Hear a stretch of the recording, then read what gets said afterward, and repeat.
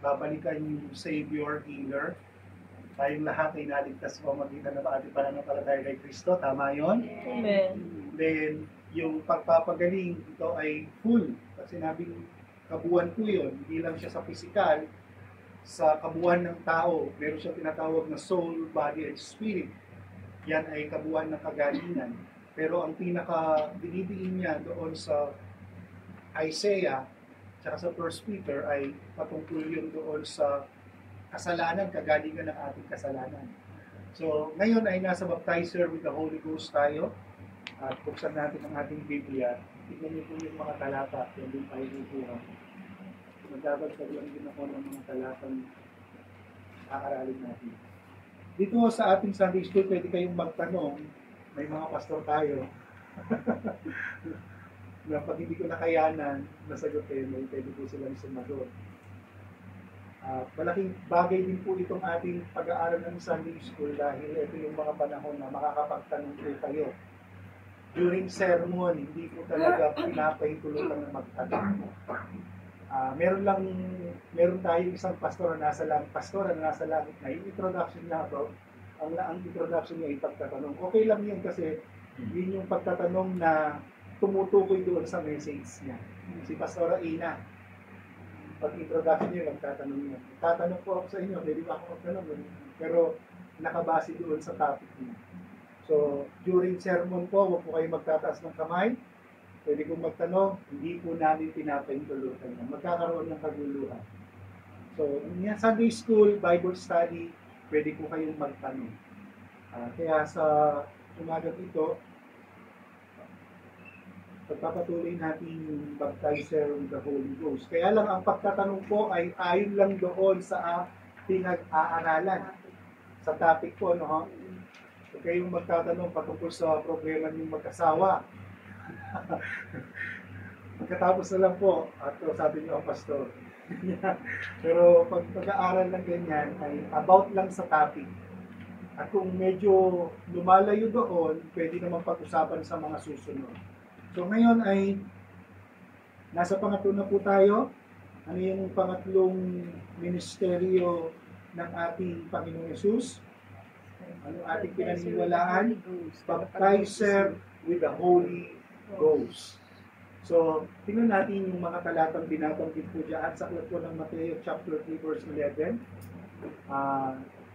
Sister Marica, tapos Sister Sarah ay Luke chapter 3 verse 16.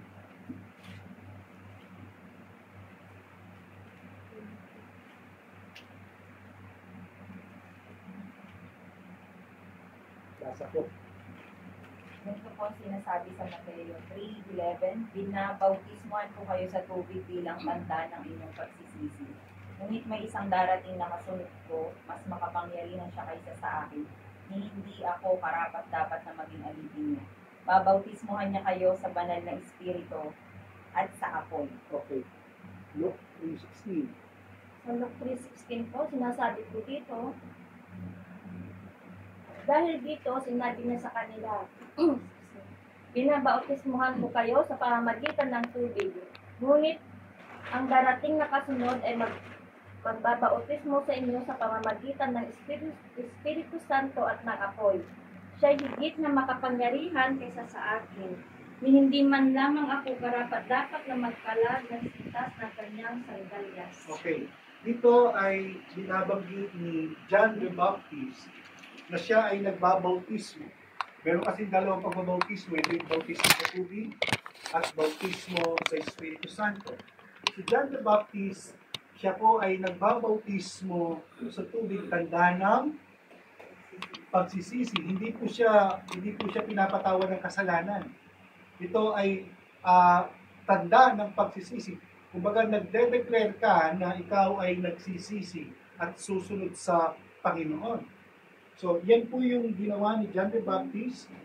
Siya yung nagbabautismo sa tubig. Kaya lang, ang sabi niya, yung kasunod ko ay mas makapangyarihan kaysa sa akin. Hindi man ako karapat dapat magkalag ng kanyang sintas ng kanyang sandalyas. So, yun yung paraan ng pagpapakumbaba. Kasi pag alipin, trabaho ng alipin yun. Kaya lang dito, ang tutukuyin natin ay yung baptizer with the Holy Ghost. Pero bibigyan din natin ng pagpapaliwanag yung about dun sa apoy. Kasi pag sinabing nagbabautismo sa Espiritu Santo at sa apoy, may pagkakaiba yun. So ngayon, pag sinabing baptizer, ano ba yung kahulugan ng baptizer? Bautismo. Pag sinabing bautismo, pinagalit nyo lang yun. Nilulubog sa tubig. Bautismo sa tubig yon. Okay. Dito, sa Greek, pag sinabi kasing baptizer, sa Greek ay baptizo.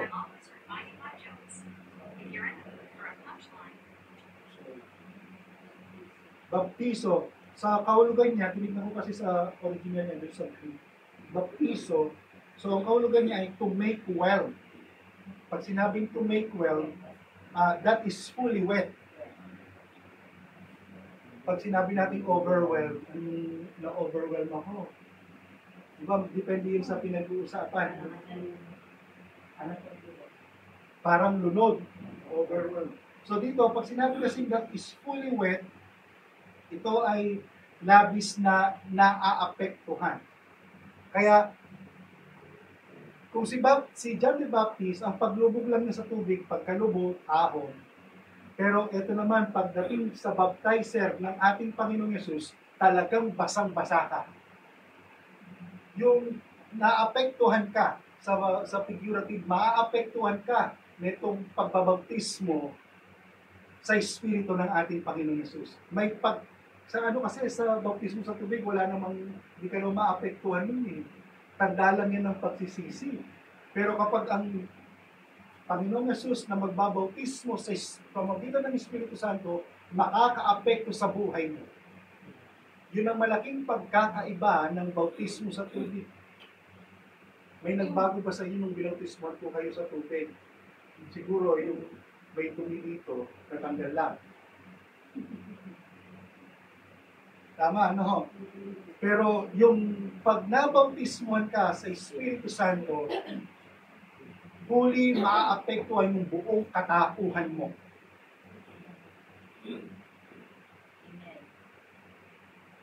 Kaya nga, yung word na baptizo, yun yung tinatawag na fully wet. That is fully wet, to make well. Labis kang maaapektuhan nitong Espiritu Santo kapag nabautismuhan ka sa pamamagitan ng banal na Espiritu. Amen po. Amen. Yan yung sa ibang pagpapaliwanag ay magkakaroon ka ng ma-overpower ka. At alam niyo po yung kasaysayan ng aklat ng mga gawa, chapter 2, na overpower itong mga nabautismuhan sa Espiritu Santo. Na nagkaroon ng fully wet sila doon. Ibig sabihin talagang matindi yung apekto sa kanilang buhay. Yung dating matatakuting mag-sermon, nagkaroon ng katapangan. Nagkaroon siya ng boldness doon. Yung dating patago-tago. Lantaran na kasi nung namatay ang Panginoong Yesus, nagtago na sila eh. Kasi sa isip nila, kami na ang susunod. Kaya lang nung sila ay nabautismuhan, naapektuhan ng Espiritu Santo, eto na. Yung mga takot dati, lantaran na. Yung dating takot din mag-sermon, naiyang mag-sermon, I will not assume of the gospel. Hindi na nila ikinakahiya yung pagpapahayag ng mabuting balita. At kahit sino yung iharap mo sa kanila, kahit na matatalinong tao, kahit na mga nanunungkulan sa panahon nila, magsasalita kasi naapektuhan sila nung sila'y nabautismuhan ng Espiritu Santo. Yun yung word na baptizo. Kaya yung kanilang yung natural abilities nila beyond the natural abilities. Dati ito lang yung kakayanan nila, kaya lang nung sila ay naapektuhan, nabautismuhan, ba, pambihira. Kakaibang kakaiba. Kaya nga napakalaga po tayo pong mga mananampalataya na talagang nasahin natin na tayo mabautismuhan ng Banal na Espiritu. Ganon yung nagagawa ng pagbabautismo sa atin sa pamamagitan ng Banal na Espiritu. Maaapektuhan yung buong katapuhan mo.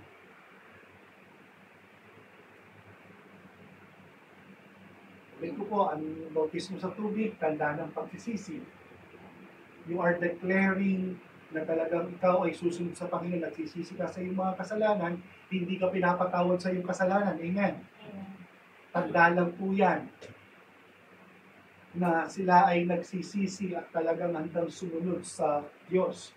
Pero yung bautismo sa Espiritu Santo, hindi po yan hindi ka ilulubog sa pamagitan ng tubig. Dumarating yan sa buhay ng tao. Amen. Mamaya may tanong ako, pwede kayong sumagot sa katanungan ko.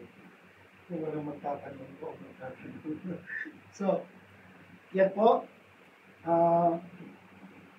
Sabi ko, overpower or deeply affected by something. Ganun yun, malalim na maapektuhan ka talaga. Tanong niyo po yung mga nabautismuhan sa Espiritu Santo.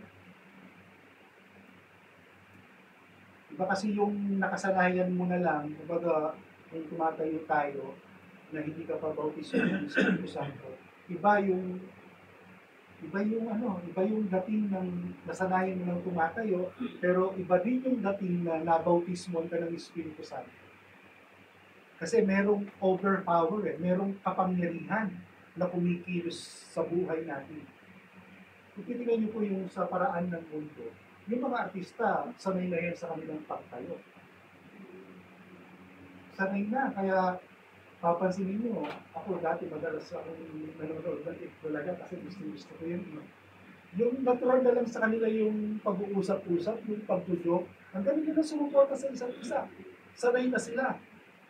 Kaya lang, iba yung dating iba naman sa ating mga mananampalataya kapag tayo ay bautismo sa Espiritu Santo. Minsan tatayo ka na hindi mo naman nakasanayan, pero iba yung pagde-deliver mo ng message. Iba yung pakiramdam ng mga nakikinig kasi merong power. Amen po. Baptizer with the Holy Ghost. Yun yung word na bautismo ng Banal na Espiritu Santo. Malalim kang maapektuhan ka talaga ng sobra sa kapangyarihan ng Espiritu Santo. Amen po. So, yun po yung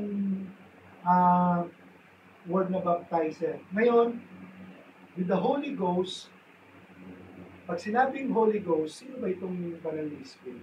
Kasi baptizer with the Holy Ghost. Bakit gano'n na lang siya maka-apekto? Sino ba itong Holy Ghost na ito? Ano ba ang meron sa kanya? Sagot po kayo.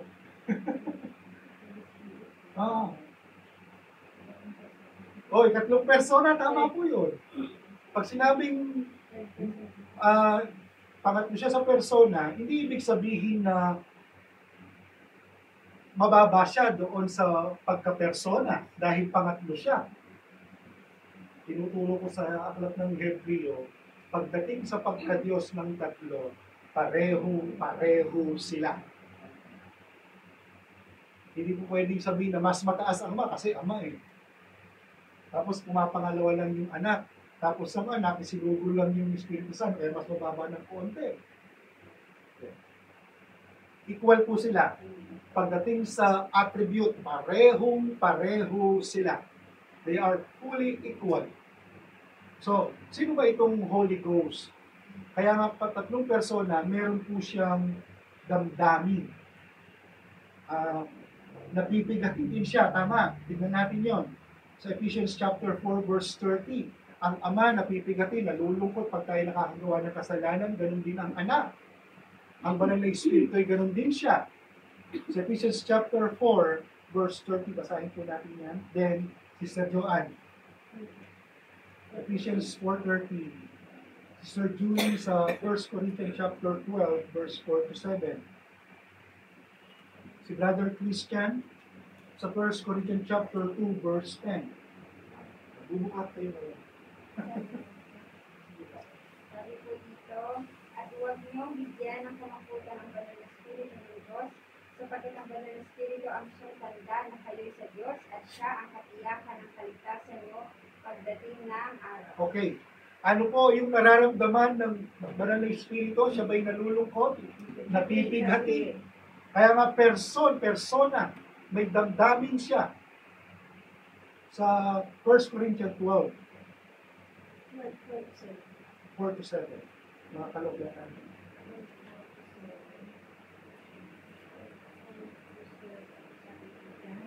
May iba't iba tayong maloob, ngunit isa lang ang Espiritu pinagmulan nito.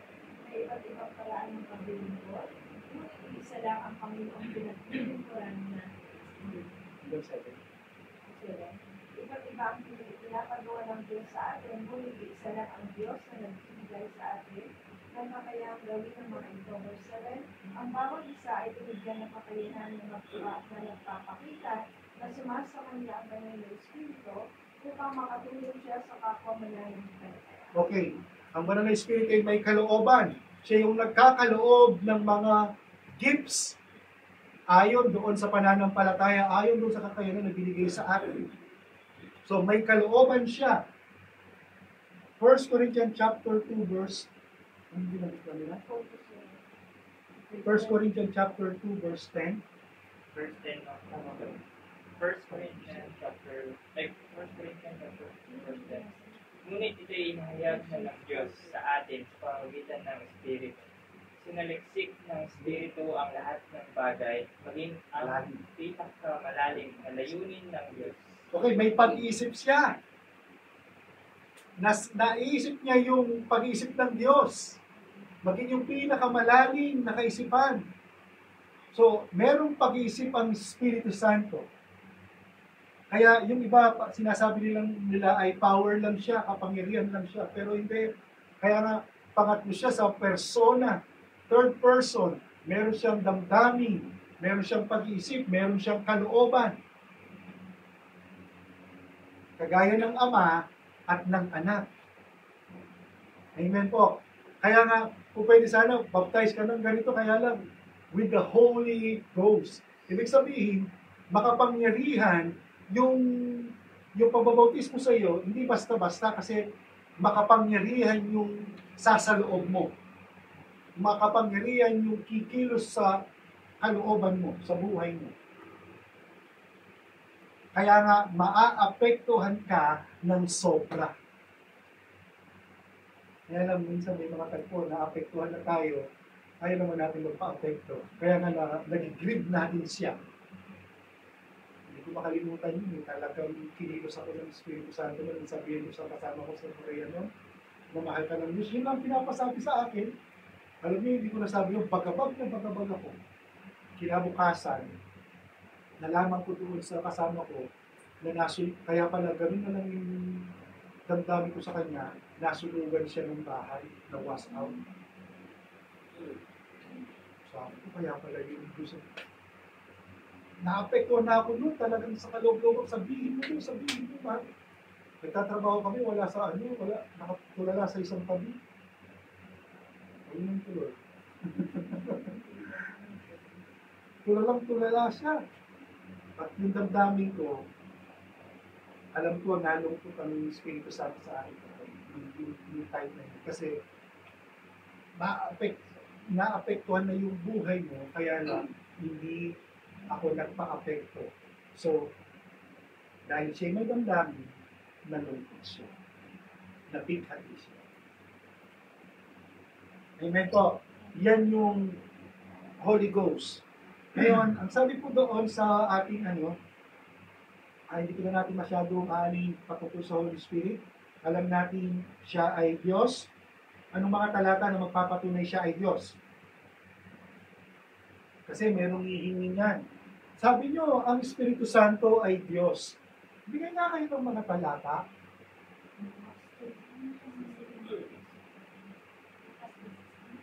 Lucas 3. Talata na magpapatunay na Diyos yan, makapangyarihan yan. Pag sinabing Diyos, makapangyarihan. Hindi, magbasa kayo. John 1:1, in the beginning, si Jesus yun, the beginning was the Word, the Word was. Sa Hebreo. Pwede, sige, sa Genesis. Sige. Parang patanong niyo ano, sa Hebreo, meron ako. Basahin mo yun.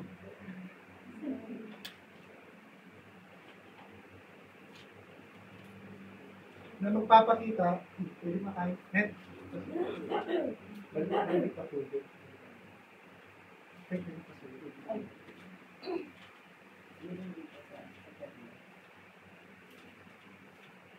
Pwede naman sanang baptize ka na ng ganito, pero bakit Holy Ghost? Bakit yung pangatlong persona? Ibig sabihin, makapangyarihan. Siya ay Diyos. So, katunayan na siya ay Diyos. Anong talata? Malaking bagay din sa akin kasi nare-repress ko. Pero hindi ko sinasabing ito na yung lahat. Pag nagturo si Pastor, marami pa siyang masasabi dyan. Kaya yung mga naituro sa inyo na paputol-putol, pansinin niyo po, ewan ko kung napansin niyo. Marami ng pagtuturo pero marami pang masasabi. May mga nadatagdag. Ganyan kasi ang salita ng Diyos. Hindi natin kayang ubusin yung kakahayagan. Dapat talagang inupuan pa natin. Katulad kagabi, bukas na kami natulog ni Sister Anne. Pero siya ang mas anointing niyo. Matagal siyang mag-aral. Okay. Wala. Acts chapter 5. Yung patungkol kay Sapphira. Sahin natin yan.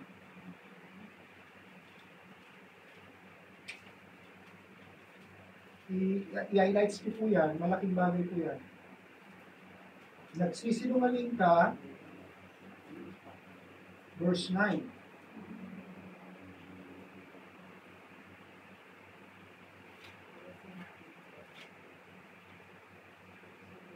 Basahin muna natin yung verse 3 and 4.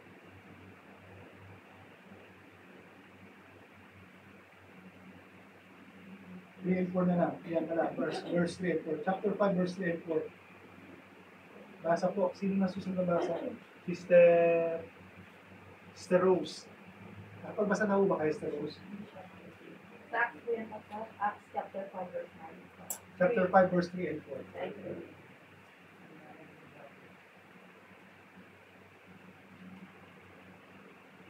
Agad namang nagtanong si Pedro, Ananias, bakit ka nagpalinlang kay Satanas? Nagsisinungaling ka sa banal na espiritu dahil binawasan mo ang pinagbilhan ng lupa ninyo. Hindi ba't ikaw ang may-ari ng lupang iyon bago mo ibinenta? At nang naibenta na, hindi ba't nasa iyo ang pagpapasya kung ano ang gagawin mo sa pera? Bakit mo pa nagawa ang ganito? Nagsinungaling ka hindi lang sa tao, kundi lalong-lalo na sa Diyos. Okay. Take note. Tingnan niyo po ito ha. Nagsinungaling ka hindi sa tao, lalong-lalo na sa Diyos. So, tingnan niyo po yung binanggit ni Pedro dyan sa verse 3. Kaya't sinabi ni Pedro, Ananias, bakit ka nagpadala kay Satanas at nagsinungaling ka? Ano daw po? Sa Espiritu Santo. And then, dinugtungan niya doon sa verse 4, bakit mo naisipang gawin iyon? Hindi ka sa tao nagsinungaling, kundi sa Diyos. Siya yung paksa doon. Alam natin sa pag-aaral sa Pilipino, ang tinutukoy ni Pedro, nagsinungaling ka sa Espiritu Santo. At binanggit niya doon na yung kanyang pagsisinungaling ay hindi sa tao, kundi sa Diyos. So tinutukoy ni Pedro na yung pinagsinungalingan ni Ananias ay Diyos. Yun yung banal na Espiritu Santo. Amen. So, isa yan sa katunayan na binabanggit na Diyos ang Espiritu Santo. Bibihira lang natin mababasa na binabanggit siya ay Diyos. Pero may mga patunay tulad nito at yung kanyang katangian pagdating sa damdamin, yung kanyang kakayanan at kapangyarihan pagdating sa paglikha, kasama siya sa Genesis chapter 1. Yan yung mga katunayan niyan na siya ay Diyos kasi walang man kumikilos sa ibabaw ng tubig, and that's the Spirit of God. Nung panahon ng paglikha, kasama siya. Kaya kung ano yung kakayanan ng Ama, ng Anak, yun din ang kakayanan ng Banal na Espiritu. Dahil pareho sila pagdating sa pagka-Diyos. Amen po. Sa Psalms 33 verse 6, binabanggit din doon na paglilikha din po yun. Yun ay patungkol sa Espiritu Santo. Basahin natin yung 33 verse 6. Kasi dito sa Yahweh, kung titignan po niyo po doon sa Grego yun,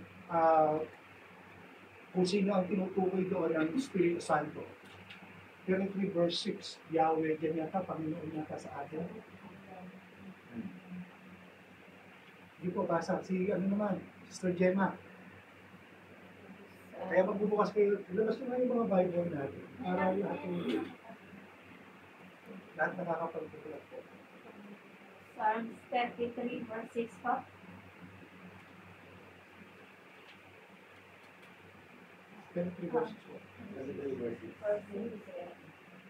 Sa pamamagitan ng salita ng Panginoon, ang langit ay nalikha. Sa kanyang hininga nagmula ang araw, buwan at mga bituin. Verse 6 lang po. Okay na po yun. So, yun po paglikha, kasama po ang Espiritu Santo dyan. Yung salita mismo ang Diyos, pero ang kumilos ng lahat ng iyon ay ang Espiritu Santo. So, ganun siya kasimple. Meron akong nabasa, ano kasi na-plot ko? Diyan. Huwag na natin yan. So, yan po ay pagdating sa pagka-Diyos. Meron pa binabanggit sa 1 Corinthians, yung sinasabi ni Sister Marica, tinatawag siyang Panginoon. Ano nakita mo na? 1 Corinthians chapter 3 yata o chapter 3. Tignan natin. Hindi ko na isulat yun, pero tama yung binabanggit niya. Chapter 3. Chapter 6.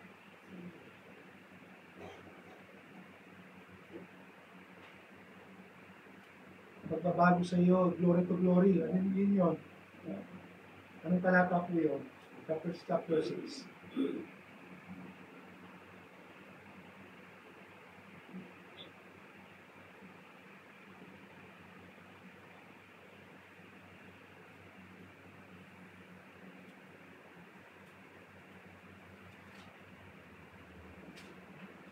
Ito nakakita.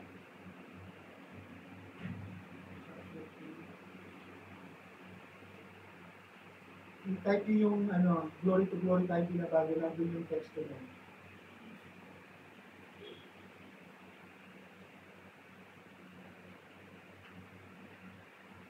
Binabago tayo ng Espiritu ng Diyos. Glory to glory.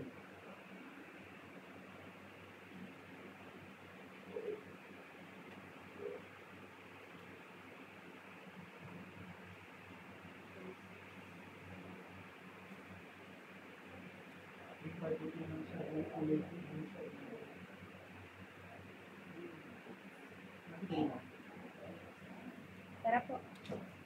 Glory to glory, kayang binabago.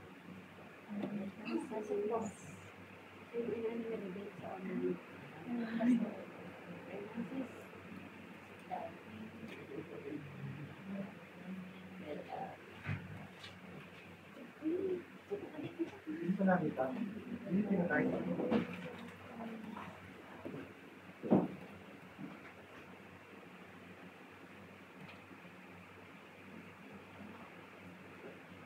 Basahin muna natin yung 3:16 and 17 po ng 1 Corinthians habang hinahanap yun. 1 Corinthians chapter 3, si Ate Pe naman. Okay. 1 Corinthians chapter 3 verse 16 and 17. Habang tinitignan niyo yung glory to glory. 3:18. 3:18. Second Corinthians. 2 Corinthians pala. Okay. Ano niyo po yun? Pinaserve yung 2 Corinthians. Sister Lisa, 2 Corinthians po kayo, 3:18. 1 Corinthians chapter 3, verse 16 and 17.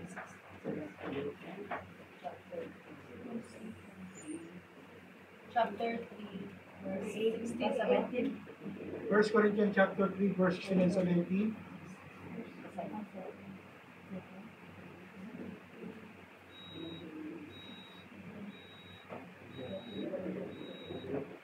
Pwede rin po sa Job 33 verse 4. Yun, 33 verse 4. Isa rin yun. Hope 33, 4. Creating pastor. First Corinthians muna po, chapter 3, verse 16. Basahin ko nga. Basahin.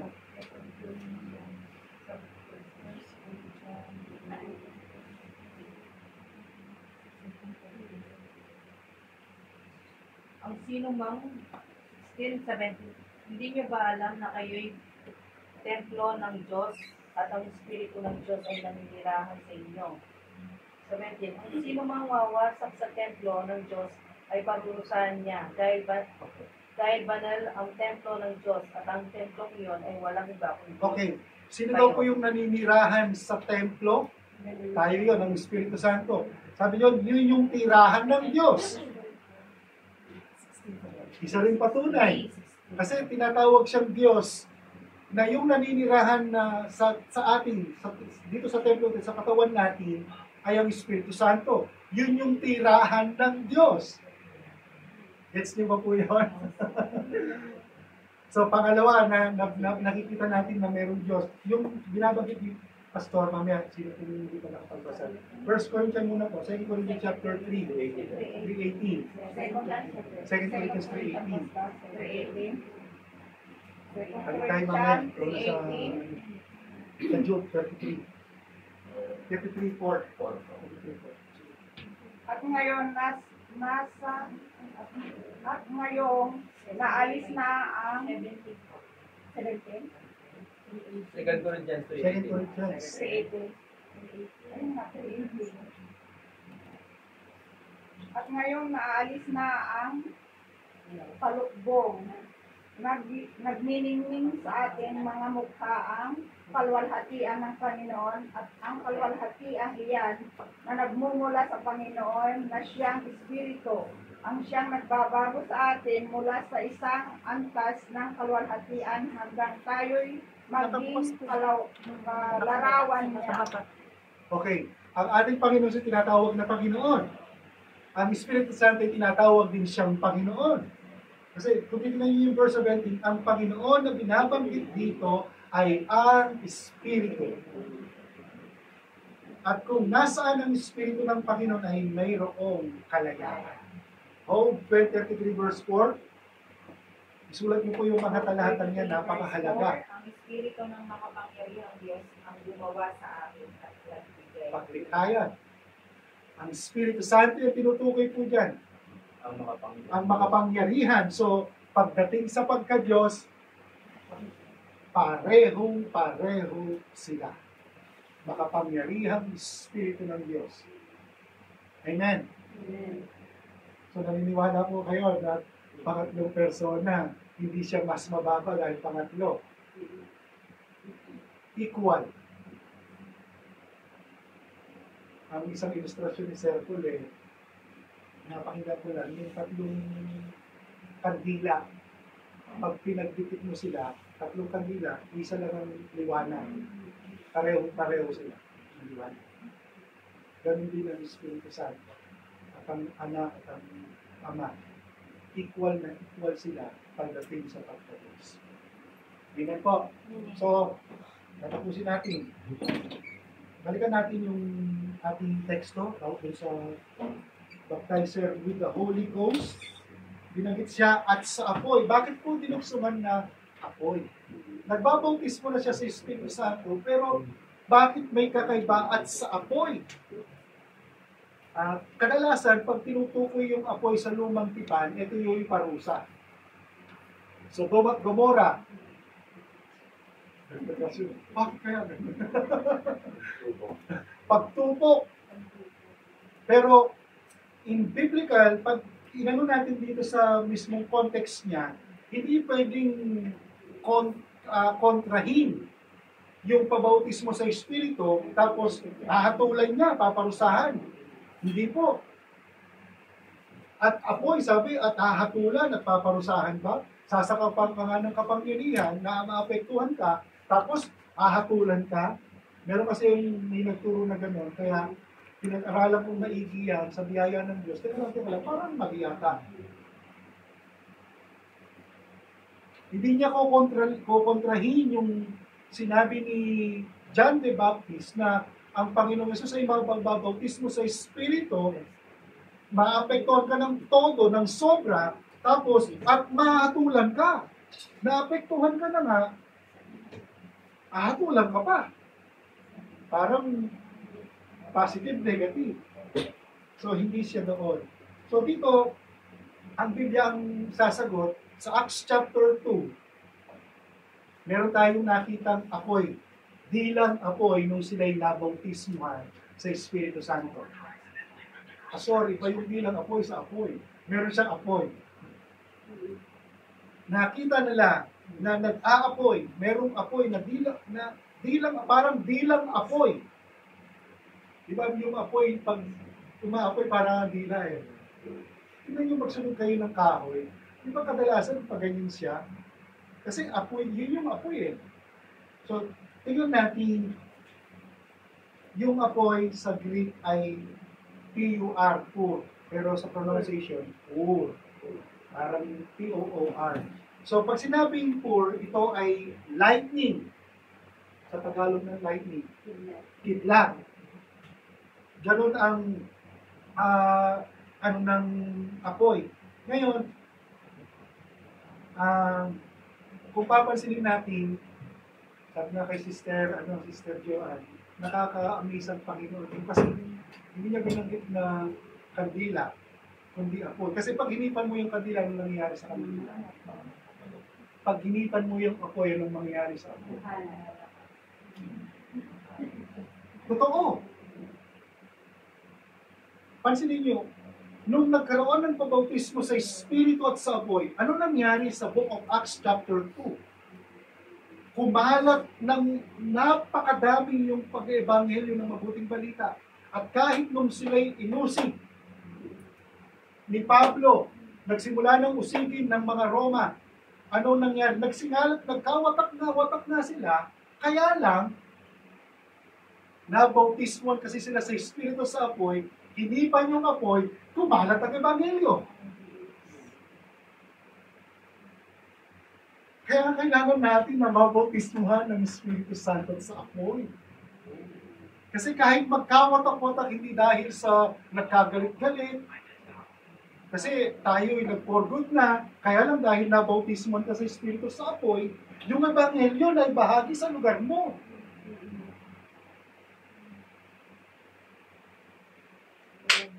Amen. Kaya nga yung aklat ng kagawa kung bakit ganun kabilis yung paglaganap. They receive, they baptize with the Holy Ghost and fire. At yun yung kailangan natin, lalong-lalo na sa kapanahon natin ngayon. Na kapag tayo ay nagkawatak-watak tayo sa company natin, sa trabaho ninyo, may mga nakakasama kayo. Aba, yung nabautismuhan sa Espiritu sa apoy, hindi yan parang kandila, hinipan ng problema, namamatay, hinipan ng pag-uusig, ayaw ng gumayo, hinipan ng mga pangangailangan, ayaw ng umaten, naghanap na ng maraming part-time. Para sa service ha. Sunday school eh. Kaya makawa ng sermon. Kaya masarap magkano mapupuno ka talaga pag may Sunday school. Totoo lang. Ganyan kasi kami sa Korea. So, kailangan natin ng pagbabautismo sa Espiritu. Kasi nakita natin, pag naapuyan ng talagang mananampalataya, hindi mo mapipigilan yan. Kahit hipan niya ng maraming problema dahil apoy yung nasa kanya, Hindi siya pa ang makaka-apekto.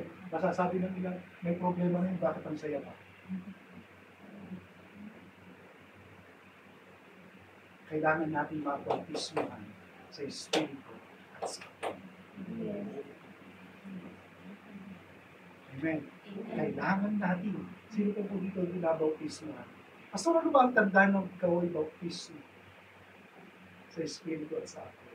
Ano ba ang tanda nito ng bautismohan sa Espiritu sa Apo? Merong outward, merong inward. Ang outward ay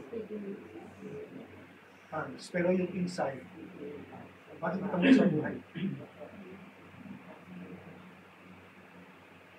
Ito, dito tayo magtatapos. Dahil ang Panginoong Jesus ay nagbabautismo sa Espiritu Santo, ito po ang tanong ko. May tanong kayo doon, wala? Ako muna magtatanong. Ito ang tanong, kailan nagsimulang magbautismo ang Panginoong Jesus sa Espiritu? Kailan?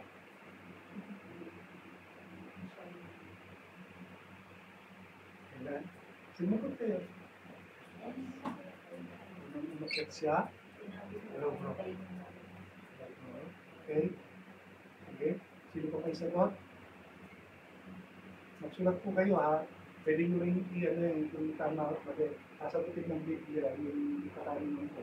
Kailan ba siya nagpasimulang mag-bautismo sa Espiritu? So yan yung answer. Answer.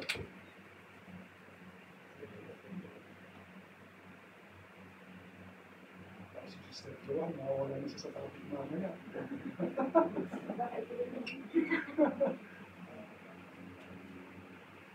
Okay, wala na po. Wala na sasagot. Kailan? Ako na sasagot sa pamagitan ng salita ng Diyos. At correct me if I'm wrong, pero ito yung ating paniniwala. Sa Luke chapter 1, verse 41. Anong idea niyo dyan? Lucas, verse 41.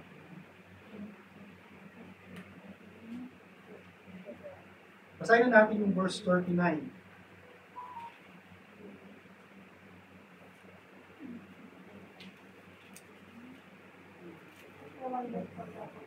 Chapter 1, verses 39 to 41.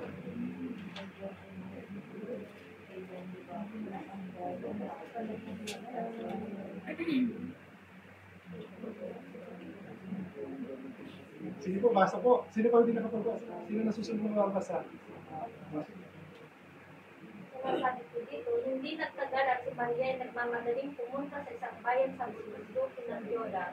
Pagdating sa bahay ni Zacarias, binati niya si Elizabeth. Nang marinig ni Elizabeth ang pagbati ni Maria, biglang gumalaw ang sanggol sa kanyang sinapupunan at siya ay napuspos ng Espiritu Santo. Okay. Ano yung istorya niyan? Si Elizabeth ay buntis, kamag-anak niya si Maria. Si Maria ay nagbuntis din sa pamamagitan ng banal na Espiritu Santo. At sino yung nandoon sa kaloob-looban ni Maria? Ang Espiritu Santo, ang Panginoong Jesus. Nung narinig ni Elizabeth yung pagbati, "Oy Elizabeth, kumusta ka na?" Yung anak na nasa si Elizabeth, nang marinig ni Elizabeth ang pagbati ni Maria, biglang gumalaw ang sanggol sa kanyang sinapupunan at siya ay napuspos ng Espiritu Santo. Hindi pwedeng si Maria ang naging dahilan. Kasi meron na siya doon sa loob niya. Yun yung ating Panginoong Yesus. Kaya nung narinig yung pagbati, may kapangyarihan sa loob ni Maria na kumilos doon kay Elizabeth na napuspos ng Espiritu Santo. Kaya mapapansin po natin, nung yung pagbabautismo ng Panginoong Yesus, hindi lang nung tayo ay pinapabautismohan. Pwede rin pala. Kaya lang, tandaan niyo po, kakaiba dito si John the Baptist. Kasi inihulan na magiging dakila siya sa lahat. Kaya lang, ang point natin, ang tanong natin, kailan ba nagbautismo sa Espiritu Santo si Jesus nung nasa sinapupunan pa lang si John the Baptist? nung nasa sa pupunan pa lang ng Panginoong Yesus, kaya na niyang magbautismo kasi makapangyarihan siya. Amen. Nung nandun pa lang sa sinapupunan, nakakapagbautismo na siya sa Espiritu Santo bilang katawang tao. Kaya kung papansinin natin diyan, sabi diyan, napasigaw siya sa galak, pinagpala ka sa mga babae, at pinagpala rin ang dinadala mo sa iyong sinapupunan, sinoko upang dalawin ng ina ng aking Panginoon. Nagkaroon na ng propesiya diyan. Kahit si Maria, kaya niya nasabi, ang puso ko ay nagpupuri sa aking tagapagligtas. Kaya hindi na natin namin sa Catholic pangontra yan eh. Hindi tagapagligtas si Maria. Kasi si Maria mismo, kailangan siya ng tagapagligtas. So, yan yung isa sa nakita ko, kailan ba nagpasimulang magbautismo ang Panginoon? Kasi sabi Diyos, siya ay magbabautismo sa Espiritu Santo. Yan, nakapagsimula na siya, doon pa lang sa sinabi. Sabi ko.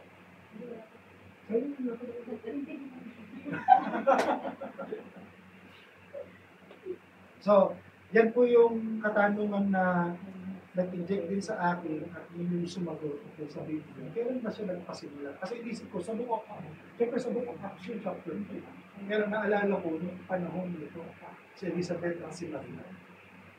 Kasi sumigaw, gumalaw ang sanggol sa kanyang sinapupunan at siya ay napuspos ng Espiritu Santo.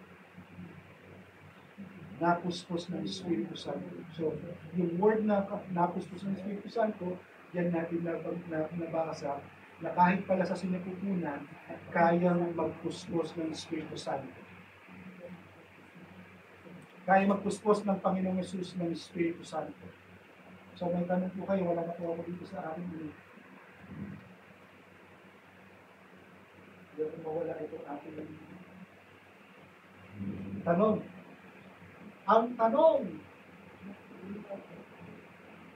5 minutes pa. Clear.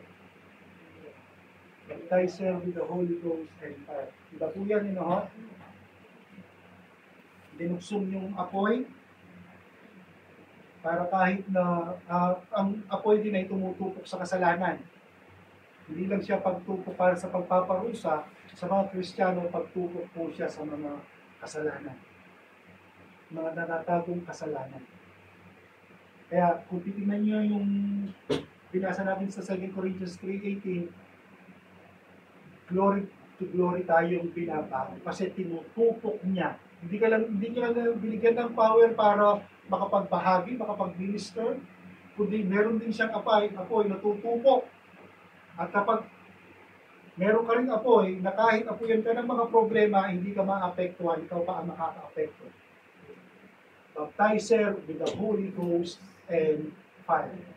Kaya sa buhay po natin mga mananampalataya, yung mga hindi pa po napuspos ng Espiritu Santo, nasahin po natin.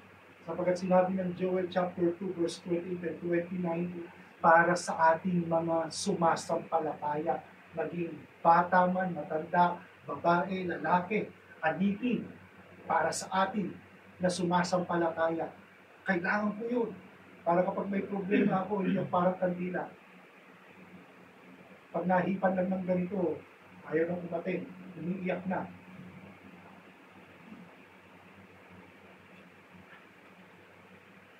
Nasahin po natin.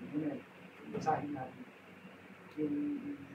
Kasi yan yung pangatlong ministeryo ng ating Panginoon Jesus. Siya yung magbabautismo sa ating sa Espiritu. Kung wala na kayo tanong dito, pwede ko tayo. Wala na po. Tayo po ay wala na. Tayo po ay naman. Hallelujah. Praise you, Jesus. Panginoon, marami pong salamat sa inyong mga salita, sa mga pag-aaral namin patungkol sa pagbabautismo sa Espiritu at sa apoy. Salamat po. Ngayon, ang dalangin po namin ay hindi lamang po namin ito, hindi lang kami basta magkaroon ng head knowledge, kundi nasahin talaga namin na kami ay mapuspos ng Espiritu Santo at ng apoy. At nang sa ganun ay maging kagamit-gamit kami at hindi kami maapektuhan ng mga suliranin, mga pangit na suliranin sa aming buhay, kundi kami ay makaapekto din sa iba. At ang lahat ng iyon ay para sa karangalan ng inyong dakilang pangalan. Yahin niyo po na mangyari sa amin yung ipinangako po ninyo na sa lahat ng mga sumasampalataya, ito ay pangako na dapat namin angkinin. At naniniwala kami kayong magbibigay sa amin ng pagnanasa na kailangan namin ang kapuspusan sa Espiritu at sa apoy. Salamat po. Maraming salamat po at sa mga nilalabing oras, Panginoon, kayo po ang patuloy na sumama sa aming pagtitipon. Ang aming pagsamba ay ma-focus lang po para sa inyo. Maibigay namin yung aming pinakamabuting pagpupuri, pagpapasalamat, pagsamba, sapagkat nagawa niyo para sa amin ang pinakamabuti. Kaya naman, O Diyos, dapat kayo tumanggap ng lahat ng aming papuri. Ingatan niyo po ang aming mga kapatid na papunta ka lamang po dito. Kayaan po ninyo sa pagpasok po nila sa bahay-panambahan, madaman nila ang inyong presensya at naituon din nila ang kanilang puso't isipan para sa pakikinig ng inyong salita at sa pagsamba sa inyong nakitang Panginoon. Abot po namin yung pagsambang nais ninyo at makakayanan po namin ito sa tulong at gabay ng inyong Espiritu sa amin. Pagpalain po ang lahat ng inyong gagamitin at umaasa kami at naniniwala at natin na may pananampalataya pagpapasalamat na kami nagtagumpay na dahil kayo ay kasama natin. Salamat po sa pangalan ng aming Panginoon Jesus.